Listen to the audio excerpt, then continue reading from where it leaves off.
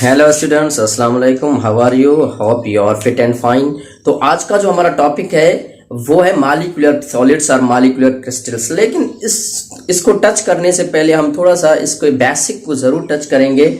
देखिए, सबसे पहले टाइप्स ऑफ सॉलिड्स और we can say that types of crystals, आप कह सकते हैं दोनों। देखिए, सबसे पहले आप इस चीज को नोट करें, there are four types of solids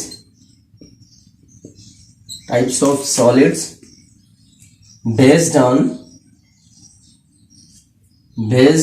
the attraction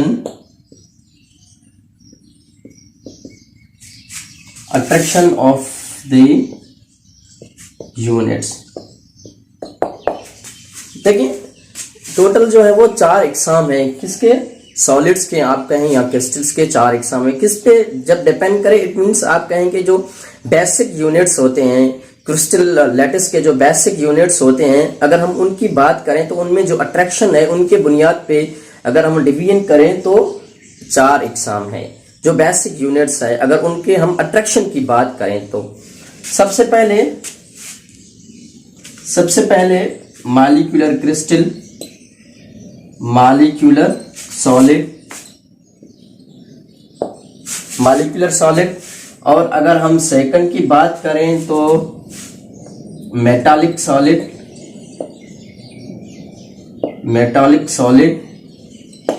अगर हम थर्ड की बात करें तो दिस इज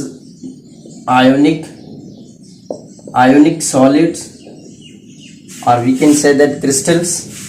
और फोर्थ की हम बात करें तो कोवलेंट सॉलिड्स और we can say that covalent crystals. तो ये क्या है? ये दीज आर द 4 बेसिक और we can say that 4 different types of the solids और we can say that crystals. Molecular solid, metallic solid, ionic solid and covalent solid. ये किस बुनियाद पे? इनमें जो आप कहेंगे जो बेसिक यूनिट्स होते हैं सॉलिड के, उनके अट्रैक्शन की बुनियाद में उसमें किस टाइप का जो है वो बॉन्ड है, किस टाइप के बॉन्ड की वजह से वो आपस में इकट्ठे होकर सॉलिड बनाते हैं। तो उसकी बुनियाद पे ये 4 जो है वो एग्जाम है। सबसे पहले मॉलिक्यूलर सॉलिड। अगर मॉलिक्यूलर सॉलिड की हम बात करें तो इट मींस इसमें बॉन्डिंग की नेचर को अगर हम देखें तो इंटरमॉलिक्यूलर इसमें फोर्सेस होंगे, इसमें इंटरमॉलिक्यूलर फोर्सेस होंगे। और आज हमारा टॉपिक भी यही है, उसको हम डीप में डिस्कस करेंगे। उसके बाद मेटालिक सॉलिड में मेटालिक बॉन्ड होगा। आयोनिक सॉलिड्स, डेफिनेटली नाम से ही हमें पता है, ionic solid it means in solids में क्या होगा? आयोनिक बॉन्ड होगी। और इसमें last one is a covalent solids, तो उसमें कोवलेंट बॉन्ड ही होगा। तो अब हम डिस्कस करेंगे मॉलिक्यूलर सॉलिड के, जो कि आज का हमारा मॉलिक्यूलर सॉलिड्स को जो है वो डीप में डिस्कस करेंगे। देखिए, सबसे पहले solids that consist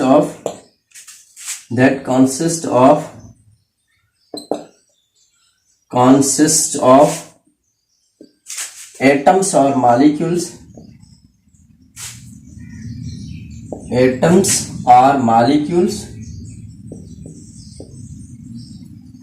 molecules held together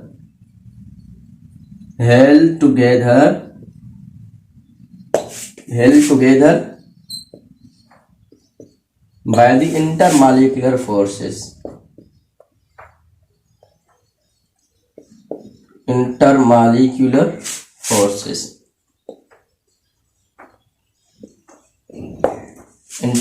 forces. तो मॉलिक्यूलर सॉलिड्स क्या हैं? Solids that consist of atoms और मॉलिक्यूल्स। अगर इनकी हम आप कहेंगे बेसिक यूनिट्स की बात करें, क्योंकि इनमें अगर क्वेश्चन की बात करें तो जनरली एमसीक्यूज के बिहाफ पे भी यही कुछ आपसे पूछा जा सकता है कि मॉलिक्यूलर सॉलिड्स में आप बताएं कि जो बेसिक यूनिट्स होते हैं वो कौन से हैं। इट मींस एटम्स भी हो सकते हैं, डायरेक्टली मॉलिक्यूल भी हो सकता है। तो these are 2 basic units, atoms और molecules held together by intermolecular forces. और इसमें जो सेकंड क्वेश्चन है कि उनमें बॉन्डिंग की नेचर क्या है, तो इसमें इंटरमॉलिक्यूलर जो फोर्सेस हैं वो रिस्पॉन्सिबल है कि जो एटम्स हैं या आप कहेंगे मॉलिक्यूल्स हैं उनको कंबाइन करके जो है वो आपका क्रिस्टल कहें या आप जो है आपका जो सॉलिड है वो बनता है। तो इसमें क्या है, इंटरमॉलिक्यूलर फोर्सेस, एटम्स और molecules are held together by the intermolecular forces, तो इंटरमॉलिक्यूलर फोर्सेस आए। तो अब नॉर्मली बेसिक यूनिट्स की बात करें, बेसिक यूनिट्स की बात करें तो वो कौन से हैं इसमें, बेसिक यूनिट्स आप कहेंगे एटम्स और we can say that molecule, molecules, ये इनके बेसिक यूनिट्स हैं मॉलिक्यूलर सॉलिड्स के। उसके बाद अगर हम इंटरमॉलिक्यूलर फोर्सेस की बात करें तो वो कौन से हैं, इसमें इंटरमॉलिक्यूलर फोर्सेस कौन से हैं, इंटरमॉलिक्यूलर फोर्सेस, इंटरमॉलिक्यूलर फोर्सेस। तो अगर हम इंटरमॉलिक्यूलर फोर्सेस की बात करें तो इंटरमॉलिक्यूलर फोर्सेस इसमें स्पेशली हम दो जो एग्जाम है वो डिस्कस करते हैं। सबसे पहले हाइड्रोजन बॉन्डिंग,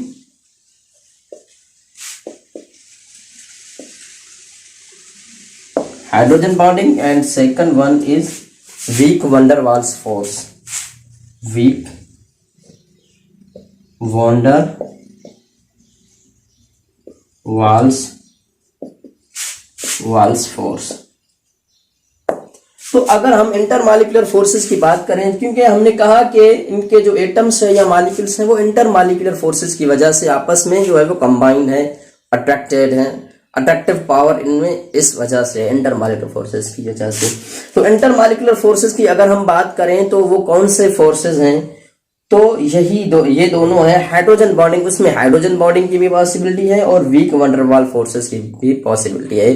तो इन दोनों में से स्पेशली कोई एक होगा जिनकी वजह से वो आपस में कंबाइंड है। तो अगर हम इनकी एग्जांपल्स की बात करें, अगर हम इनके एग्जांपल्स की बात करें, एग्जांपल्स, अगर हम इनके एग्जांपल्स की बात करें तो ice is also solid, ice, solid neon,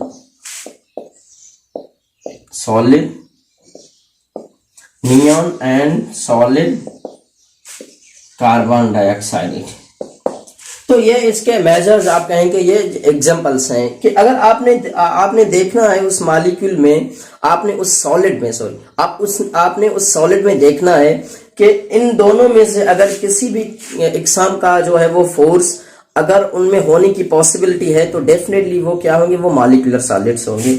अगर हम आइस को डायरेक्टली देखें तो आइस, आपको पता है कि आइस उनका फार्मूला तो H2O ये है नॉर्मली, हम अगर डिस्कस करें तो आइस, लेकिन आइस में अगर आपको पता है कि इसमें ये जो आइस है ये बनता ही हाइड्रोजन बॉन्डिंग की वजह से है। हाइड्रोजन बॉन्डिंग की वजह से आपस में वो कलेक्ट होते हैं और उसमें वो जो है वो लो टेम्परेचर की वजह से भी वो जो है वो सॉलिड में कन्वर्ट हो जाते हैं। तो इट मींस आइस आप कहेंगे कि उसमें आपका जो है वो हाइड्रोजन बॉन्डिंग जो है वो इन्वॉल्व है। और सॉलिड नियन अच्छा, इसमें अगर हम आइस की बात करें तो इसमें बेसिक यूनिट जो है वो मॉलिक्यूल है, H2O is a molecule normally अगर हम कंसीडर करें तो।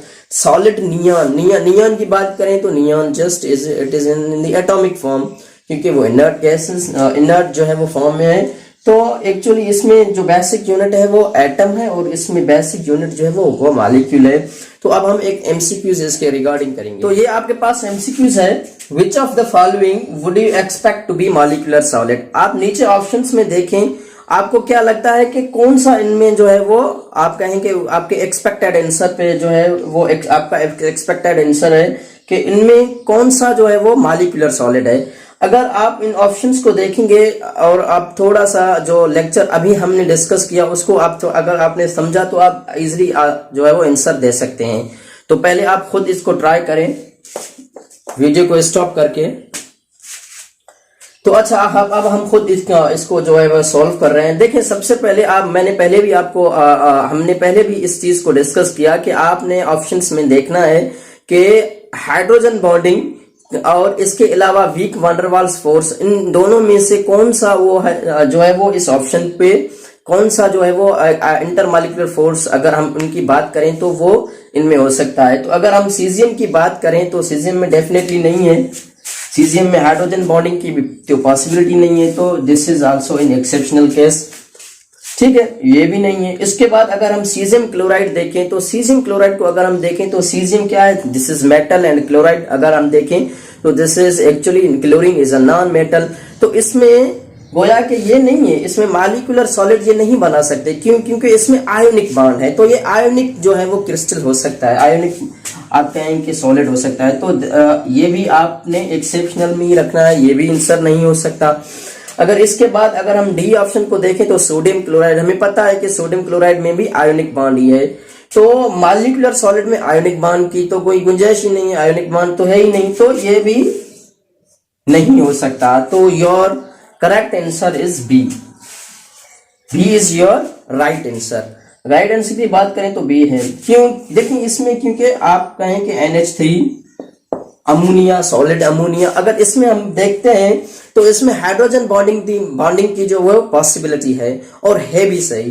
This is actually there is a hydrogen bonding in the solid ammonia, so that's why it form molecular solids. तो हमने इसके रिगार्डिंग एमसीक्यूज भी किया, एमसीक्यू भी किया। तो आज के लेक्चर में इतना ही है। Hope you enjoyed the lecture. अगर अभी तक आप हमारे चैनल पे नया है तो चैनल को सब्सक्राइब करें ताकि आप आइंदा भी मुसलसल जो है वो नोटिफिकेशंस इसके हासिल कर सकें।